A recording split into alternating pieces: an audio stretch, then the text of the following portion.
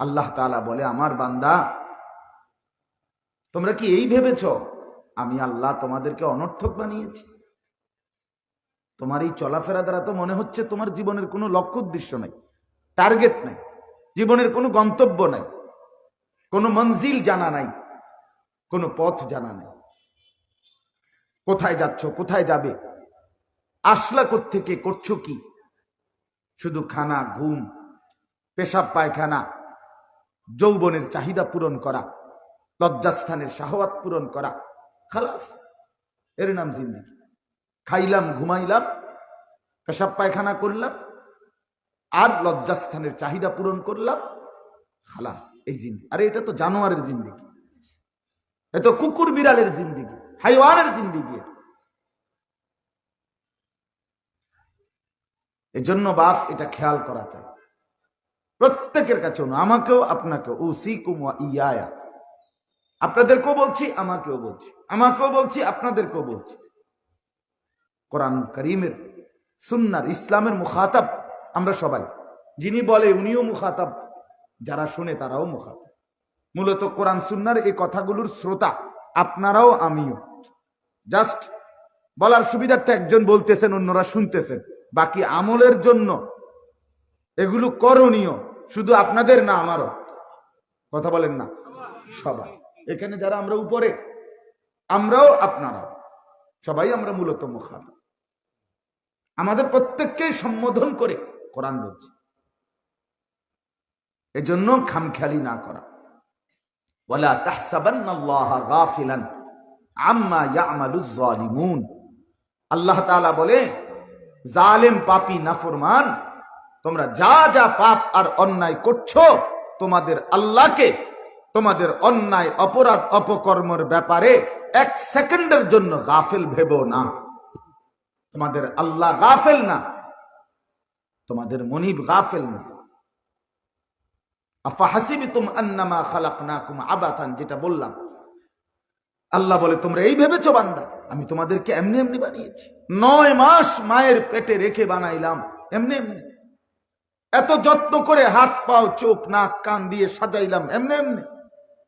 ওয়ালাকাদ খালাকনাকুম সুম্মা সাওয়ারনাকুম। আল্লাহ বলে, বান্দা জানো আমি তোমাকে বানিয়েছি, আমি নিজ হাতে তোমাকে সাজিয়েছি, বানাইছিও আমি, সাজাইছিও আমি। তোমার মাকে জিজ্ঞেস করো, তোমার যেদিন নাক লাগাইছি মায়ের পেটে, সেদিন তোমার মা জানতো কিনা? তোমার মা জানে না, বাবা জানে না, কেউ জানে না পৃথিবীবাসী। মা শুধু জানতো পেটে বাচ্চা আছে, সন্তান সম্ভবা, গর্ভবতী, এতটুকুই। বাকি নাক, চোখ, হাত, পাও, অঙ্গ প্রত্যঙ্গ ধীরে ধীরে যত্ন করে ফি আইয়ি সূরাতিন মা শাআ রাক্কাবাক।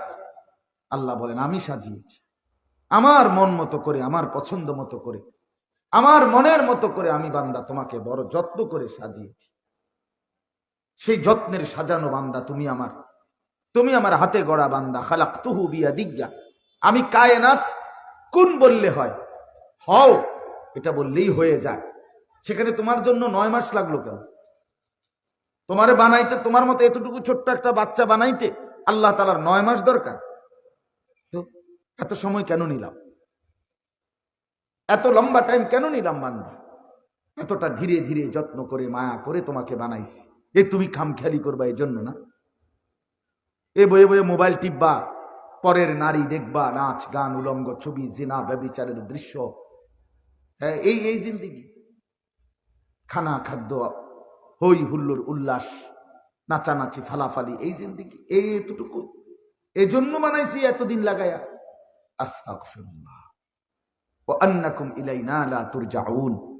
আল্লাহ তাআলা বলেন, তোমরা কি এই ভেবেছো যে তোমাদেরকে আমি আল্লাহর কাছে ফেরত আসতে হবে না? যে রং তামসা করতেছো, কি ভাবছো বান্দা? আসবা না? না, ফিরতে হবে না, কোথাও যেতে হবে না, মরবা না, আল্লাহর সামনে যাইতে হবে না? উত্তর দেন, বলেন না উত্তর দেন। 2টা প্রশ্নেরই উত্তর দেন। আল্লাহ তো 2টা প্রশ্ন করছে। তোমরা কি এই ভেবেছো আমি আল্লাহ তোমাদেরকে অনর্থক বানিয়েছি? আল্লাহ বলছে তোমরা কি এই ভেবেছো আমি আল্লাহর কাছে তোমাদেরকে ফেরত আসতে হবে না? বলেন হবে? তাহলে গাফেল হওয়া যাবে না,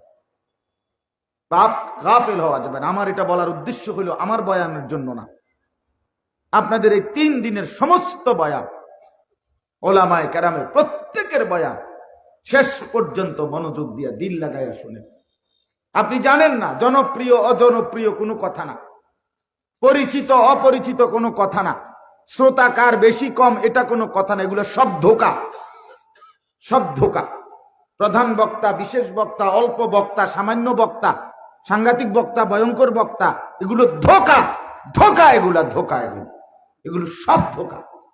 আল্লাহর কথা যে বলে, যিনি বলে, আপনার এলাকার হোক, চাঁদের দেশের হোক, কাছের হোক, দূরের হোক, জোহরের পরে বলুক, আসরের পরে বলুক, আর রাত 2টায় বলুক, আর ফজরের পরে বলুক, আল্লাহর কথা যিনি বলে, যখন বলে, তিনি দামি, তিনি সম্মানী, তিনি প্রধান বক্তা। সবাই আহসান। ওমান আহসানু কাওলাম মিম্মান দাআ ইলাল্লাহ। সবাই দামি। প্রত্যেকের কথাকে কদর করবেন, বলেন ইনশাআল্লাহ। দেখবেন দিল লাগাইয়া বসে থাকলে, মনোযোগ দিয়ে শুনতে থাকলে, আল্লাহ তাআলা তখন তার 1 ফোঁটা রহমত আপনার কলিজার মধ্যে দান করবে। পুরা ইসলাম মানা খোদার কসম আপনার জন্য সহজ হয়ে যাবে। আমি এটা চাই, আমার বুঝ হলো এটা। আপনি সব বুঝা পারতেন না, সব বুঝা পুরা আপনার 15 জন বক্তার সমস্ত ওয়াজ আগে আমি বুঝা লই, আরো মোবাইল টোবাইল দেখা লই, সার্চ করে লই, আরো বিভিন্ন খানে গবেষণা করে লই, তারপরে গুছাইয়া, তারপরে কোনটা কোনটা মানা যায়, কোনটা কোনটা ছাড়া যায়, এগুলা সিস্টেম করবো। এত ফোদ্দারি করতে করতে আপনার সকাল হইয়া শনিবার রবিবার গিয়া সপ্তাহ শেষ। কথা বুঝেন নাই? এগুলো দিয়ে হবে না। আপনি দিল লাগাইয়া শুনবেন, আল্লাহর দিকে মুতাওয়াজ্জু থাকবেন, আর আল্লাহ তাআলা যখন পছন্দ করবেন, আফামান শারাহাল্লাহু সাদরাহু লিল ইসলাম ফাহুয়া আলা নূরিম মির রাব্বি। আল্লাহ বলেন, আল্লাহ যখন কারো দিল বক্ষ ইসলামের জন্য খুলে দেয়, তো আল্লাহই তার অন্তরাত্মার ভিতরে ভিতরে একটা নূর, আলো জ্বালিয়ে দেয়। সেই আলোতে সে জান্নাত পর্যন্ত দেখতে পায়। হযরত ওমর রাদিয়াল্লাহু তাআলা আনহু একদিন বলছিলেন, রাসূলুল্লাহ সাল্লাল্লাহু আলাইহি ওয়াসাল্লামের এক কথা নবীজি উনাকে বলছেন, উনি প্রথম বলছে আমি বুঝি নাই, নবীজি আবার বলছেন, উনি বলছে আমি বুঝি নাই, নবীজি আবারটা বলছেন, ইয়া রাসূলুল্লাহ আমি বুঝি নাই। ওমর রাদিয়াল্লাহু তাআলা আনহুকে এবার নবীজি কাছে আইনা বুকের মধ্যে রাসূলুল্লাহ সাল্লাল্লাহু আলাইহি ওয়াসাল্লাম ওনার হাত লাগাই দিছে, বক্ষ মুবারকে হাত লাগাইয়া বলছে, ওমর এবার বুঝছুনি? হযরত ওমর রাদিয়াল্লাহু তাআলা আনহু বললেন, আমি এবার বুঝছিও, আমার দিল খুলে গেছে, আমি চোখেও দেখতেছি, কাআন্নী আনজুরু ইলা সামাইস সাবিআ, আমি 7 আসমানের উপরেও দেখছি। সুবহানাল্লাহ। আল্লাহ তাআলা দিল দেয় দোস্ত, এটা খামখেয়ালি না। ওই মোবাইল টিপতে টিপতে আখিরাত পাওয়া যাবে না। মোবাইল টিপা পুরো ইসলামও বুঝুন যাইতো না, বলে হুজুরদের ওয়াজও মোবাইলে আছে। না না, জিন্দেগি পরিবর্তনের জন্য জীবন্ত মানুষের সরাসরি সাহচর্য লাগবে, সরাসরি কাছের থেকে শিখতে হবে, কাছের থেকে। আপনি যদি মনে করেন মোবাইলে নামাজের ছবি আছে, নামাজ শিখার, আপনি এটা দিয়া বিশুদ্ধ নামাজ, পূর্ণ সহি শুদ্ধ নামাজ আপনি ঠিক হবে না, আমি চ্যালেঞ্জ করলাম। আপনি আমার লগে চ্যালেঞ্জ করেন, আমি আবার আমু। কোন দিন আইতাম আপনি কই? প্রতি মাসে আসি সিলেট, সিলেট 12 মাসেই আমরা আসি আলহামদুলিল্লাহ। সিলেট তো আমাদের মাদ্রাসা আছে, শাহপরান, সুরমা গেট। আমার শায়েখ আরিফ বিল্লাহ হাকিমুন নফস আল্লামা মুফতি মুশতাকুন নবী কাসিমি হযরত ওই মাদ্রাসার মুহতামিম, মাদ্রাসা ইসলামিয়া দারুল উলুম শাহপরান। সারা বছর তৃতীয় শনিবার, প্রত্যেক মাসের তৃতীয় শনিবার ওইখানে ইসলাহি মাহফিল হয়। এই যে আজকে তৃতীয় শনিবার, এই উপলক্ষেই আসা, আমরা ফজরের সময় আসছি। সেই হিসাবে আমার বলার উদ্দেশ্য জিন্দেগির পরিবর্তন, উত্তম আখলাক কোন জীবন্ত মানুষের সাহচর্য ছাড়া হবে না।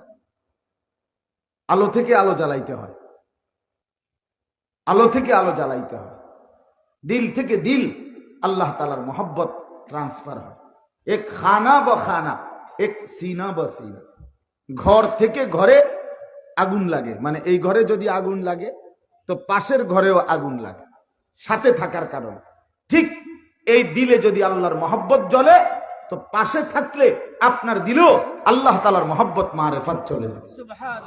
সিনা বা সিনা, কাছের থেকে শিখতে হয়, দিন শিখতে হয় বাপ, আখলাক শিখতে হয়, জিন্দেগি শিখতে হয়, আখিরাতের পাথেও কাছের থেকে অর্জন করতে হয়।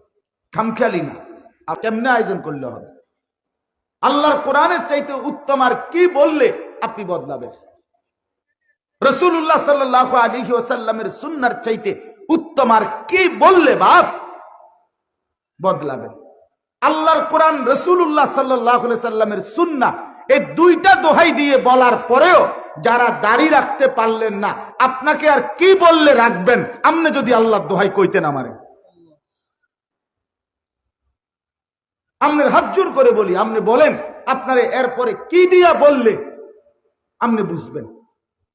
তোমরা যারা যুবক ভাই, আল্লাহর কোরআন এবং রাসূলুল্লাহ সাল্লাল্লাহু আলাইহি ওয়াসাল্লামের সুন্নাহ এই দুইটা দিয়ে বলার পরেও তোমরা যারা বছরের পর বছর নামাজ পড়ো না, যারা এক বছরে খোদার 365 দিনে কোনোদিন ফজরের নামাজ পড়ো না, জন্তু জানোয়ারের মতো ঘুমায় থাকো, আরে মুসলমানের বাচ্চা আর কি বললে তোমরা সেজদা দিবা? আর কি বললে সেজদা দিবা? আমি বড় অস্থির মানুষ, আমি এক পেরেশানওয়ালা মানুষ, আর কি বললে বলেন? আর কোথায় বললে, কখন বললে, আর কত ভাবে বললে আপনারা জিন্দেগি সাজাবেন, আখলাক সাজাইবেন? আল্লাহ তাআলা আমাদেরকে বুঝ দান করেন। আফসোস করতে হবে বাপ, আজ আফসোস করলে লাভ, কবরে আর হাসরে আফসোস করলে লাভ হবে না। আফসোস কিন্তু করতে হবে, আমিও আপনিও।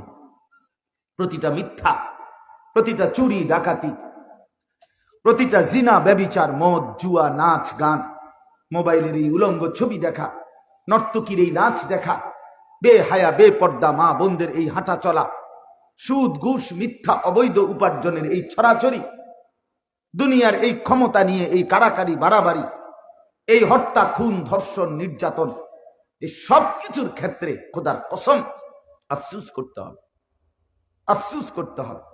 আজকে যদি কেউ আফসোস করে তাহলে তওবা নসিব হবে, তওবা করবে আফসোসের কারণে, কিন্তু কবরে কিংবা হাসরে আফসোস করলে বাপ কোনো লাভ হবে। রুবামা ইয়াওয়াদ্দুল্লাযীনা কাফারু লাউ কানু মুসলিমিন, এই যে কোরআন শরীফের কয়টা আয়াত কই শুনেন। আল্লাহ তাআলা বলেন প্রতিটা কাফের বেঈমান মুশরিক আকাঙ্ক্ষা করবে, আফসোস করবে, লাউ কানু মুসলিমিন, যদি মুসলমান হতাম, যদি আল্লাহর আনুগত্য করতাম। প্রতিটা নাফরমান পাপী আফসোস করবে হাসরের মাঠে, ইয়া লাইতানি কুনতু তুরাবা, হায় যদি মাটি হয়ে যেতাম, ইয়া লাইতানি কদ্দামতু লিহায়াতি, হায় যদি দুনিয়ার জীবন থাকতে আজকের আখিরাত এর জন্য কিছু নেকি পাঠাইতাম। এই একটা শব্দ খেয়াল করতে হবে, ইয়া লাইতানি। কোনতে শব্দটা কোনত? ইয়া লাইতানি, বলেন বলেন, ইয়া লাইতানি। এটা হলো নাফরমান পাপী জাহান্নামীদের হাসরের ময়দানের সবচেয়ে বারবার উচ্চারিত শব্দ, আফসোসের শব্দ। হায় যদি, ইয়া লাইতানি অর্থ কি? হায় যদি, হায় যদি, হায় যদি, আহা যদি, আফসোসের শব্দ। ইয়া লাইতানি লাম উতা কিতাবিয়া, হায় যদি আমার আমল নামা আমার বাম হাতে না দিত। ইয়া লাইতানি কুনতু মাআহুম ফাআফুযা ফাওজান আযীমা, হায় যদি নেক মানুষদের সঙ্গী হতাম তাহলে তো আজকে আমিও কামিয়াব হতাম। ইয়া লাইতাহা কানাতিল কাদিয়া, হায় মৃত্যু যদি আমাকে শেষ করে দিত, এই হাসরের মাঠে যদি আমি না দাঁড়াইতাম। ইয়া লাইতানি লাম উশরিক বিরাব্বি আহাদা, হায় যদি আমার আল্লাহর সাথে শরীক না করতাম।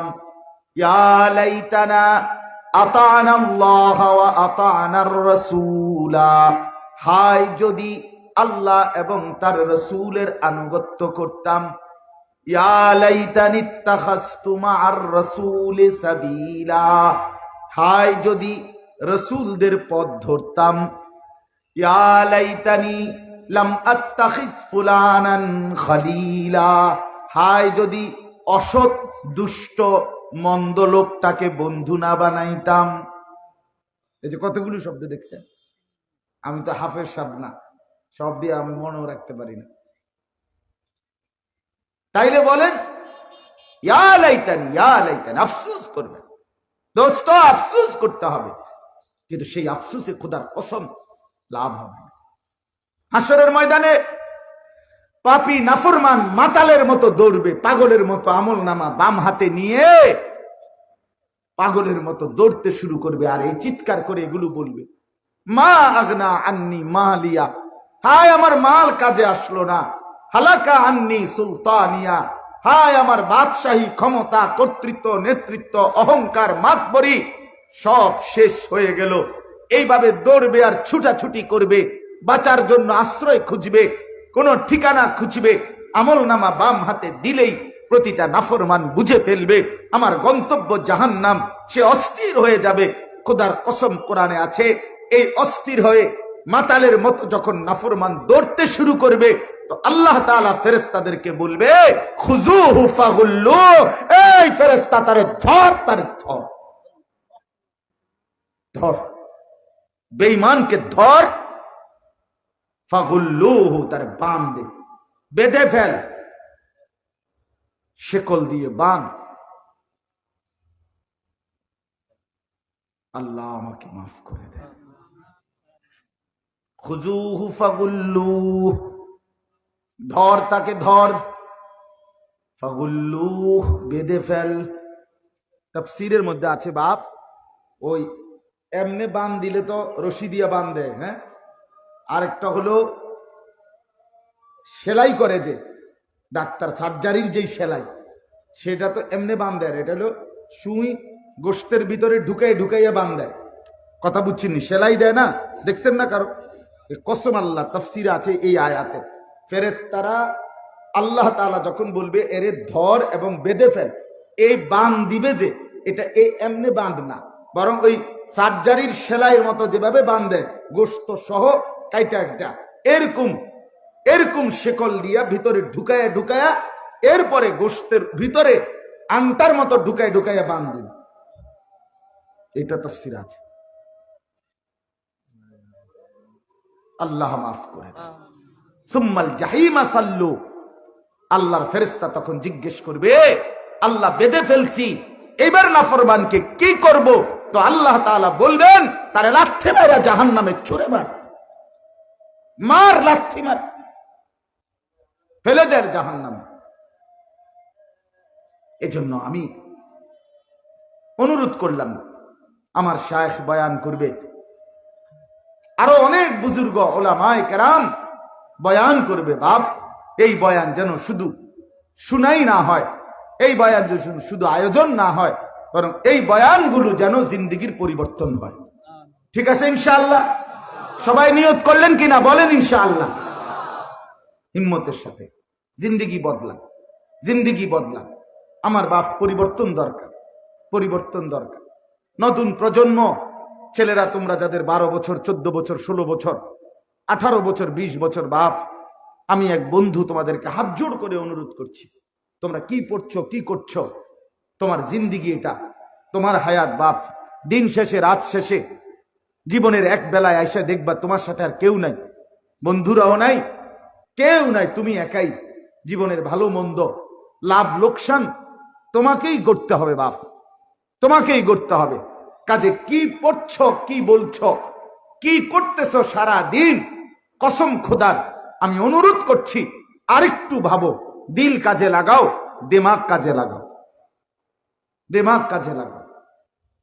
আমি এশার নামাজের আগে যিনি বয়ান করেছেন, আমি দেখি নাই হুজুরকে, কিন্তু শুনছি কিছুক্ষণ ওনার কথা, বারবার গুরুত্ব দিয়ে বলছেন আগামীর যেই পড়ালেখা, আগামীর যেই শিক্ষা, আগামীর এই সন্তান নতুন প্রজন্মকে গড়ার জন্য আমাদের যেই জেনারেল শিক্ষার যেই কারিকুলাম, সিলেবাস, যে শিক্ষার সমস্ত আয়োজন, এটা ঠিক যেভাবে চাচ্ছে এখন, এটাই যদি হতে চায়, এটাই যদি চলতে থাকে, এটাই যদি বাস্তবায়ন হয়, তো আগামী 20 বছরের মাথায় হতে পারে আমার মুসলমানের সন্তান এটা মানুষের বাচ্চার, জন্তু জানোয়ারের বাচ্চার মধ্যে পার্থক্য করা কঠিন হয়ে যাবে।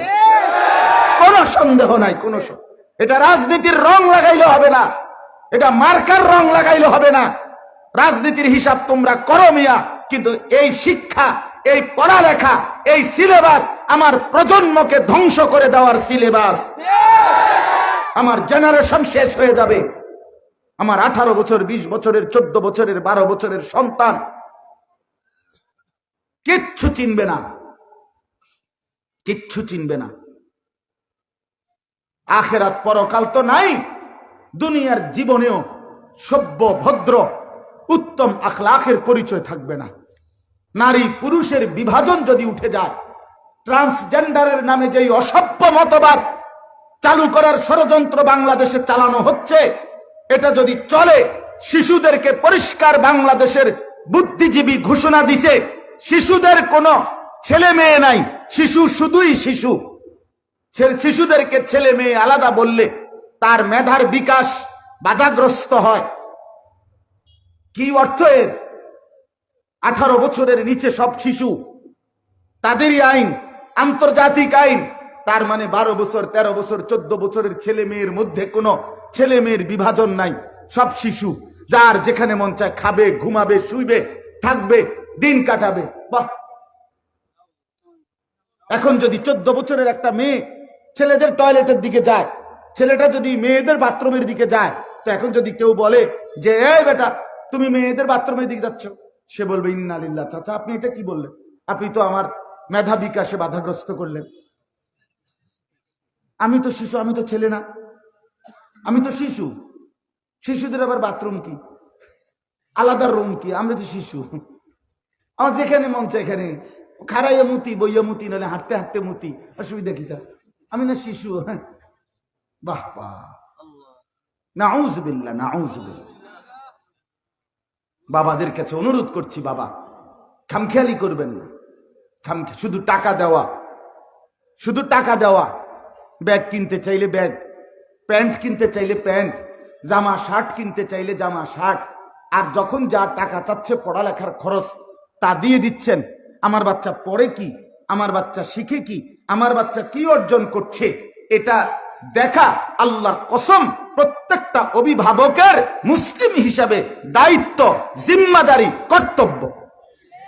কর্তব্য। আমার বাচ্চা কি পড়বে, আমার বাচ্চা কি শিখবে, পিতামাতার দায়িত্ব তার সন্তানের প্রতি, সন্তানের প্রতি।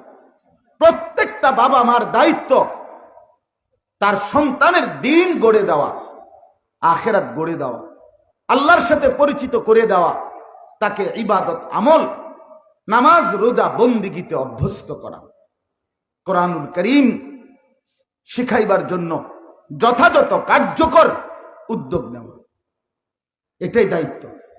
রাসূলুল্লাহ সাল্লাল্লাহু আলাইহি ওয়াসাল্লাম বলেন, রাহিমাল্লাহু ওয়ালিদান আআনা ওয়ালাদাহু আলা বিররি।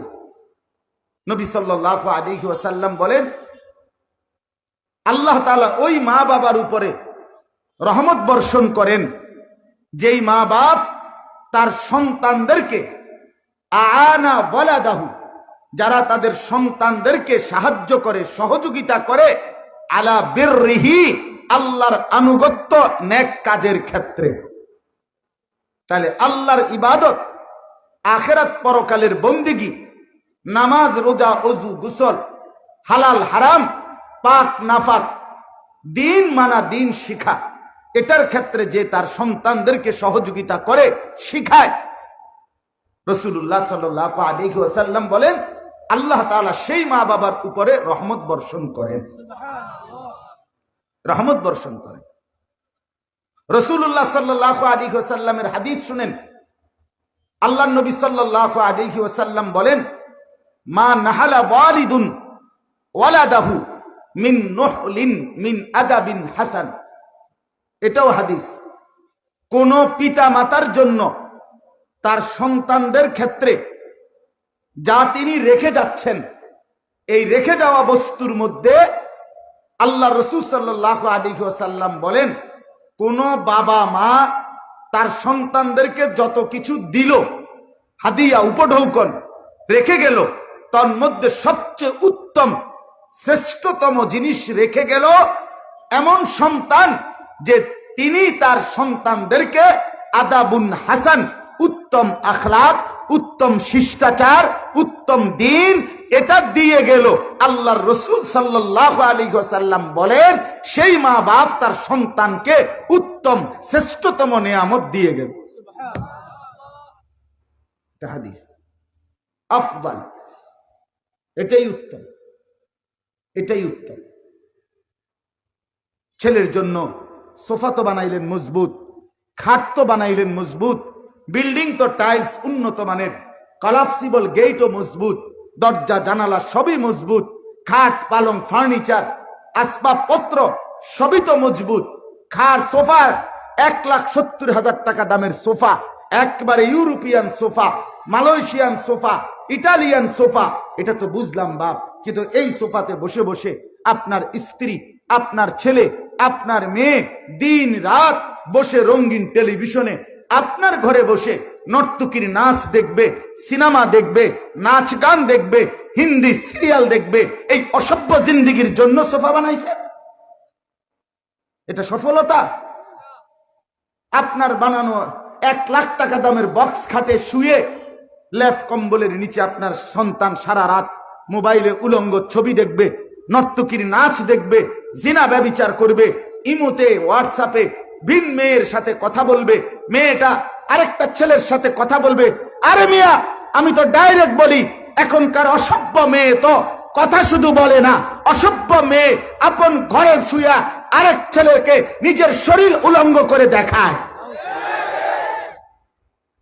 শুধু কথা বলে না। তাইলে এই অসভ্য, এই নোংরা দুশ্চরিত্র ছেলে মেয়ের জন্য খাট বানাইছিলেন? এই জিন্দেগির অর্জন, এই জীবনের অর্জন। একজন মা, একজন বাবা, একজন পিতা, একজন মাতা সন্তান তাকে দিল, আর তাকে অভিভাবক বানাইলো কি জন্য? খাট পালং আর সোফার ব্যবস্থা করার জন্য না তো, আখলাক শিখাবার জন্য। এটা গরুর বাচ্চা না, এটা গাভীর বাচ্চা না। মানুষের বাচ্চা আর গাভীর বাচ্চা এক কথা না। গাভীর বাচ্চা, গাভী বাচ্চা প্রসব করার পরে 2 বাজার 3 বাজার পরে 1 মাস 1.5 মাস 2 মাস পরে অনেক মানুষ গাভী বিক্রি করে ফেলে, সমস্যা হয় না, বাছুর এমনি বড় হয়ে যায়। কারণ এটা দুধ ছাড়ানোর পরে এরপরে ঘাস টাস খাইয়া দৌড়ঝাড় দেওয়া এর দূরে কাজ। এখানে কোনো গঠন করার, তার চরিত্র সুন্দর করার, তাকে আখলাক, উত্তম আখলাক শিখাবার কিছু নাই। কিন্তু মানুষের বাচ্চা কি এমন? কথা বলেন না কেন? তাইলে একটা বাচ্চার উপরে, এই যে ছোট্ট বাচ্চা, তার বাচ্চার মাথার উপরে তার মা, তার বাবা, তার দাদা, তার দাদি, তার নানা নানি, চাচা, মামা, ফুফা, খালু, বড় ভাই, বড় বোন, এতগুলো অভিভাবকের ছায়া মাথার উপরে থাকার পরেও এই সন্তান খোদার একটা বছরে এত বড় ছেলেটা 14 বছরের 12 বছরের ফজরের নামাজ কোনদিন পড়ে না। এটা মানুষের বাচ্চা কেমনে হয় বলেন? ওই মা কে? তার ওই বাপ কে? তার মা কে? তার বাপ কে? তারা কি দায়িত্ব আদায় করলো? তারা কি বুঝছিল? তারা জীবন চিনলো কি? তারা সন্তান পাইয়া শুকর আদায় করলো কি? তারা সন্তানের কি কর্তব্য আদায় করলো, হক আদায় করলো বলেন? শুধুমাত্র বাজার, এই ফাঙ্গাস, তেলাফিয়া, ফুলকপি, ফাতাকপি, ধন্যপাতা, কাঁচামরিচ, টমাটো, খিরা, এগুলো শুধু এডি খাওয়াইছে বতর বতর, এই তো না? এই তো জিন্দেগি, এটুকুর নামে জীবন। আমি আপনাদের কাছে অনুরোধ করছি, হাদিসের মধ্যে আছে রাসূলুল্লাহ সাল্লাল্লাহু আলাইহি ওয়াসাল্লাম ইরশাদ করেছেন, ইযা আইকাদার রাজুলু আহলাহু ওয়া সাল্লা বিহিম জামিআন কুতিবা ফিদ যাকিরিন আল্লাহ কাসীরান ওয়াজ যাকিরাত। সুবহানাল্লাহ।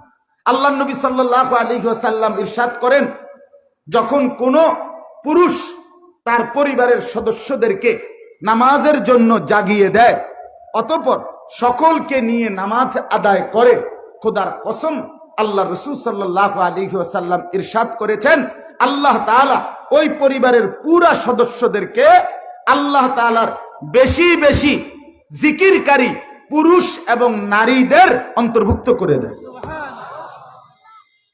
তাহলে এক অভিভাবকের দায়িত্ব আহাল তার পরিবারের সদস্যদেরকে নামাজের জন্য জাগিয়ে দেওয়া এবং নামাজ পড়ানো, ফলে সকলে স্ত্রী সন্তান ছেলে মেয়ে আল্লাহর বেশি বেশি জিকিরকারী বান্দা বান্দির অন্তর্ভুক্ত হবে। আর কোরআনে আছে, ওয়াদ্দাকিরিন আল্লাহ কাসীরান ওয়াদ্দাকিরাত আ'আদ্দাল্লাহু লাহুম মাগফিরাতান ওয়া আজরান আযীমা। সূরা আহজাবে স্পষ্ট আয়াত আছে, আল্লাহ তাআলা 10টা গুণ বলছে পুরুষ এবং নারীর। তার মধ্যে 10 নাম্বার গুণ হলো, আল্লাহ বলেন যেই পুরুষ এবং যেই নারী বেশি বেশি আল্লাহর জিকির করে, আল্লাহ বলেন আমি তাদের জন্য আমার মাগফিরাত এবং শ্রেষ্ঠতম বিনিময় জান্নাত বানায়া ফেলছি। আ'আদ্দা অতীতকালীন শব্দ, বানানো হয়ে গেছে তাদের জন্য জান্নাত, জান্নাত রেডি। এই জন্য আপনাদের কাছে অনুরোধ করছি, এটা আপনি ভাবেন, আপনার পিতা মাতা হিসাবে, অভিভাবক হিসাবে পরিবার পরিজন স্ত্রী সন্তানের ব্যাপারে দায়িত্ব, কসম আল্লাহ, তাদের ঈমান, তাদের আমল, তাদের আখলাক, তাদের নেক জিন্দেগি, আল্লাহ রসুলের অনুসরণ। আমি এই কথাটাই বুঝাইতে চাই। বলে তো ভাত মাছ চাল ডাল, বাজার ব্যবসা, ঘর বাড়ি, হ্যাঁ এটা 2 নম্বর দায়িত্ব। ওয়ালা তানসা নসীবাকা মিনাদ দুনিয়া, আল্লাহ তাআলা বলছে, ওয়াবতাগি ফীমা আতাকাল্লাহুদ দারাল আখিরা। আল্লাহ বলছে আমি তোমাকে যা দিলাম, বাড়ি ঘর টাকা পয়সা অর্থবিত্ত স্ত্রী সন্তান, আল্লাহ বলে বান্দা যা দিলাম তার দ্বারা তুমি 1 নম্বরে আখিরাতের ঘর জান্নাত তালাশ করো। 2 নম্বরে ওয়ালা তানসা নসীবাকা মিনাদ দুনিয়া, তোমার দুনিয়ার প্রয়োজন ভুলে যেও না। দুনিয়া বাদ দিতে বলে নাই, সবারই নিয়ে জঙ্গলে যাইতে বলে নাই, ঠিক কিনা বলেন না? দুনিয়া বাদ দিয়েন না, কিন্তু দুনিয়াকে 1 নম্বরে আনেন না, 1 নম্বরে আনা যাবে না। হুজুর আমি আমার এই 60 বছরে 3টা ছেলে লন্ডন পাঠাইছি, 3টা মেয়ে লন্ডন জামাই দেখে বিয়ে দিছি, বাড়িতে একটা বড় বিল্ডিং করছি, দোতলা পর্যন্ত আমি নিজে কাজ শেষ করছি, নিজে দাঁড়ানো থাইকা ছাদ ঢালাই দিছে, আমি দাঁড়ানো, একটা ইট একটা বালু সিমেন্ট হুজুর 2 নম্বর দিছি না জিফুতের লেগা। এই খাটটি আপনি হুজুর জানেন, আম দোয়া করে দেন, এটি আমি বানাইছি, সোফা আমি বানাইছি, নুনের বাটিটা পর্যন্ত আমি কিনা দিছি। এখন যদি জিফুত বউ বাচ্চা নামাজ রোজা না পড়ে আমি কি করব? আলাপ, আলাপের ঢং দেখছেন নি? রঙের কথা কয়, আলাপ করে। এখন নামাজ রোজা ঈমান ইসলাম আখিরাত পরকাল এটা তাদের হাতে দিয়ে দিছে, খাট পালং আর সোফা ফার্নিচার উনি উনার হাতে নিয়ে আনিস। এই ছিল কথা, কথা বলেন না, এটাই ছিল কথা। তাইলে এটা তো কথা ছিল না, আল্লাহ তাআলা তো সরাসরি আদেশ করছেন, সরাসরি। রাসূলুল্লাহ সাল্লাল্লাহু আলাইহি ওয়াসাল্লামের হাদিস শুনেন, রাসূলুল্লাহ সাল্লাল্লাহু আলাইহি ওয়াসাল্লাম বলেন, রাহিমাল্লাহু রাজুলান আইকাযা ইমরাআতাহু। নবীজি বলেন ওই স্বামীর উপরে আল্লাহ রহমত বর্ষণ করেন যে তার স্ত্রীকে নামাজের জন্য জাগিয়ে দেয়। ফাইন আবাত, যদি স্ত্রী উঠতে না চায়, নাদাহা ফি ওয়াজহিহাল মা, স্ত্রীর চোখে মুখে পানি দিয়ে দেন। উঠতা না সদর বদর, ওঠো, পানির ছিটা দিয়ে দেন, ওঠো। বিশেষ করে ফজরের নামাজ। আল্লাহ রাসূল সাল্লাল্লাহু আলাইহি ওয়াসাল্লাম বলেন এমন পুরুষের উপরে সরাসরি আল্লাহ রহমত বর্ষণ করে। ওয়া রাহিমাল্লাহু, আরেকটা সুবহানাল্লাহ আছে এর পরেরটা, ওয়া রাহিমাল্লাহু ইমরাআতান। নবীজি সাল্লাল্লাহু আলাইহি ওয়াসাল্লাম বলেন এবং আল্লাহ তাআলা ওই নারীর উপরে, ওই স্ত্রীর উপরেও রহমত বর্ষণ করে, আই কাযাত যাওজাহা, যে তার স্বামীকে নামাজের জন্য জাগিয়ে দেয়। ফাইন আবা, যদি স্বামী উঠতে না চায় তাহলে নাদাহাত ফি ওয়াজহিহিল মা, স্ত্রী তখন স্বামীর চোখে মুখে পানির ছিটা দেয়। কালকা আমার পানি দিছিলাম মনে আছে? তুমি তো মনে করছো এই শনিবারের শেষ, আজ যে রবিবার, আজকে তোমারে দেখাম। হইতে পারে কিনা এমন? মহব্বতের এই ভালোবাসা, নামাজের জন্য একজন আরেকজনকে জাগিয়ে দেয়া। আল্লাহ রসুল সাল্লাল্লাহু আলাইহি সাল্লাম বলেন, কসম উম্মত, আল্লাহ তাআলা এই স্বামী স্ত্রীর উপরে অবারিত অফুরন্ত রহমত বর্ষণ করে। তাহলে স্বামী স্ত্রীকে নামাজের জন্য তুলবে, স্ত্রী নামাজের জন্য স্বামীকে তুলবে। এই তো ছিল সংসার, এই তো ছিল কথা। হাদিসে আছে রাসূলুল্লাহ সাল্লাল্লাহু আলাইহি ওয়াসাল্লাম, আপনাদেরকে একটা মজার কথা বলি ফাঁকি দিয়া। আমাদের বাংলাদেশের একজন শ্রেষ্ঠ বর্তমান সময়ের পরিচিত সবার পছন্দের একজন আলেম আছে, আল্লামা মুফতি আরিফ বিন হাবিব, নাম শুনছেন না? ওনার একটা বই বের হয়েছে 2-3 খণ্ডে, মিম্বরের আমানত, ছোট ছোট বই। এই বইগুলো কিনবেন, অল্প টাকা হইতে পারে, পাইবেন। এই প্রথম খণ্ডে উনি অনেক গুরুত্বপূর্ণ সন্তানের অধিকার, পিতা মাতার দায়িত্ব কর্তব্যের উপরে ধারাবাহিক প্রায় 50, 60, 70 পৃষ্ঠা ব্যাপী কোরআন সুন্নাহর আলোকে উনি আপনার অনেক তথ্যবহুল সুন্দর, উনি এমনিতেই তথ্যবহুল হাদিস নির্ভর রেফারেন্স নির্ভর ওয়াজের জন্য বাংলাদেশের সবচেয়ে প্রসিদ্ধ বর্তমান। ওনার এই বয়ান ওইখানে পড়বেন। আমার এই বিষয়টা তো এটাই বলছিল, তো এই জন্য আমি আপনাদেরকে এই বই এটা পড়বেন, আপনারা অনেক কিছু পাবেন। তো আমার বলার উদ্দেশ্য হলো, আমি রাসূলুল্লাহ সাল্লাল্লাহু আলাইহি ওয়াসাল্লামের এই হাদিসগুলোর আলোকে আপনাদেরকে শুধু এই কথাটাই বুঝাইতে চাইলাম, আপনারা প্রত্যেকেই যারা অভিভাবক শ্রেণী আছেন, আপনাদের এটা জিম্মাদারি, আপনার স্ত্রী সন্তানের ইবাদত, নামাজ, আখিরাতের ফিকির করা, এটাই আপনার 1 নম্বর কর্তব্য। পিতামাতার কর্তব্য সন্তানের প্রতি, আজ আপনি কর্তব্য অধিকার সন্তানের হক নষ্ট করবেন, অচিরেই অপেক্ষা করেন সন্তান আপনার হক নষ্ট করবে। টিট ফর টেট, আপনি দেখবেন ইট মারলে পাটকেল খেতে হয়, যেমন কর্ম তেমন ফল, এটাই বাস্তবতা।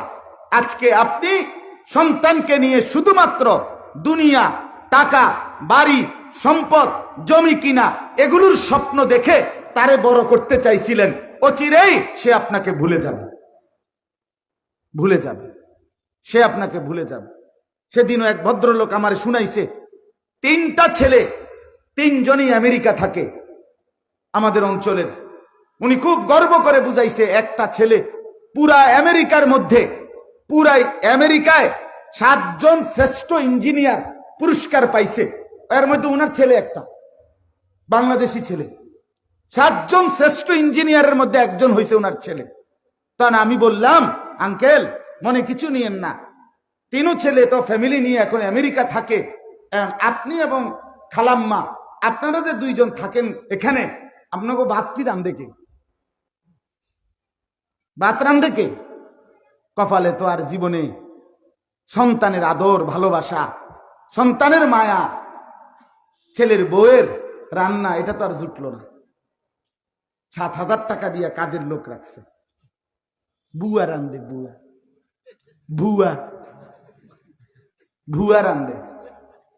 কথা এই জিন্দেগি আপনি কারে শুনাইলেন? তাইলে এই শুনানোর কি অর্থ আছে? এই আত্মতৃপ্তির কি অর্থ আছে? আল্লাহ তাআলা আমাদেরকে বুঝার তৌফিক দান করেন। এই জন্য আমি অনুরোধ করছি, আমরা প্রত্যেকে, প্রসঙ্গটা পুরা লম্বা করা আর সুযোগ নাই, আমি শুধু এতটুকুই আপনাদের কাছে বললাম, আমরা প্রত্যেকেই ফিকির করা চাই। আমাদের যারা অভিভাবক শ্রেণী, আপনারা আপনাদের স্ত্রী সন্তানের, আপনারা আপনাদের ছেলে মেয়েদের নামাজ রোজা বন্দিগির দিকে আরেকটু গুরুত্ব দেন, আরেকটু গুরুত্ব দেন, আরেকটু গুরুত্ব দেন। এই আয়াতটা তর্জমাটা শুধু বলি, তাইলেই আমার কথা শেষ।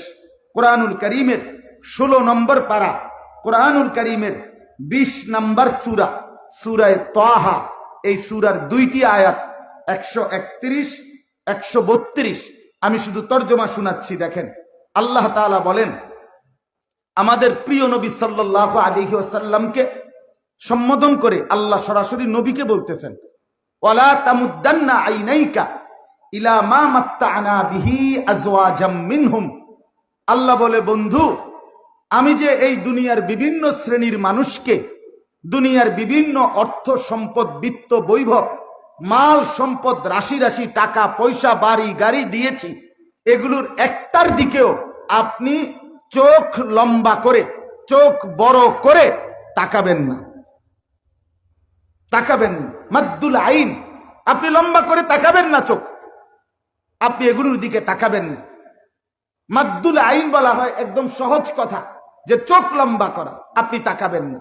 এরপরে আল্লাহ তাআলা বলেন, জাহারাতাল হায়াতিদ দুনিয়া লিনাফতিনাহুম ফি। আল্লাহ তাআলা বলেন, কেন? এগুলো হচ্ছে শুধুই কেবল দুনিয়ার কিছুক্ষণের ক্ষণিকের ফুল, যেই ফুল যত সুন্দর হয়ে ফুটুক, কিছু সময় পরে এগুলো বিবর্ণ হবে, মলিন হবে, হারিয়ে যাবে। ফুল যত সুন্দরই ফুটুক, দিন শেষে শুকায় যায় কিনা? শুকায় যায়। আল্লাহ তাআলা বলেন, এই যে দুনিয়ার অর্থবিত্ত, সম্পদ, মাল, দৌলত আমি দিয়েছি, কেন? লিনাফতিনাহুম ফি, শুধুই কেবল আমি পরীক্ষা করার জন্য। ওয়া রিজকু রাব্বিকা খায়রুম ওয়া আবকা। আল্লাহ তাআলা বলে, বন্ধু, এর বিনিময়ে আমি আল্লাহ আপনার জন্য হালাল, উত্তম, বৈধ যেই রিজিক রেখেছি, সেটাই হচ্ছে উত্তম, সেটাই হচ্ছে স্থায়ী, সেটাই আপনাকে পৌঁছাবে জান্নাতে। অতএব হারাম, অবৈধ, খামখেয়ালি, শুধু বিলাসিতার এই দুনিয়া নিয়ে আপনি ব্যস্ত হবেন না। তাহলে আপনি কি করবেন? আপনার করণীয় কি? এটাই তর্জমা বলছি। ওয়া'মুর আহলাকা বিসসালাহ। আল্লাহ তাআলা বলেন, বন্ধু, আপনার প্রতি আমার আদেশ, আপনার মাধ্যমে আপনার উম্মতের প্রতিও আমার আদেশ, আপনি আপনার পরিবারের সদস্যদেরকে নামাজের আদেশ করুন।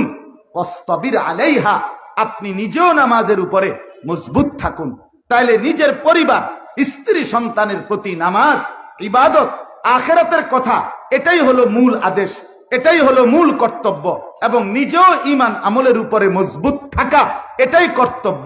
আল্লাহ বলেন, লা নাসআলুকা রিজকা, আমি আপনি এবং আপনার পরিবারের কারো সহযোগিতা, আপনা করে খাওয়াইতে হইব, রিজিক দিতে হইব। আপনারা কাজ করলে, ব্যবসা করলে, চাকরি করলে, তারপরে আমি আপনা করে খাওয়াইতে পারমু, আমি আল্লাহ এরকম সহযোগিতার মোটেই মুখাপেক্ষী না। নাহনু নারযুকুকা, আমি আল্লাহ একাই সকলকে খাওয়াবো, সবাইকে রিজিক দেব। আমি আল্লাহ যাকে বানাইছি তার রিজিক বুঝ করেই বানাইছি।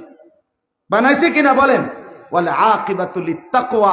আল্লাহ তাআলা বলেন, উত্তম পরিণাম, শুভ পরিণাম, সফলতা, কামিয়াবি, কৃতকার্য শুধুই কেবল লিত্তাকওয়া, তাকওয়ার মধ্যে, মুত্তাকিদের জন্য, আল্লাহ ভীতির মধ্যে, পরকালের চিন্তার মধ্যে, আখিরাতের ফিকিরের মধ্যে, গুনাহমুক্ত জিন্দেগির মধ্যে, আল্লাহ তাআলার বন্দেগীতে লিপ্ত থাকার মধ্যে, গোলামি এর মধ্যে, এটার মধ্যেই সফলতা, এটার মধ্যেই শুভ পরিণাম।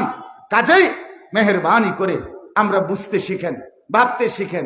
এখন ইনশাআল্লাহ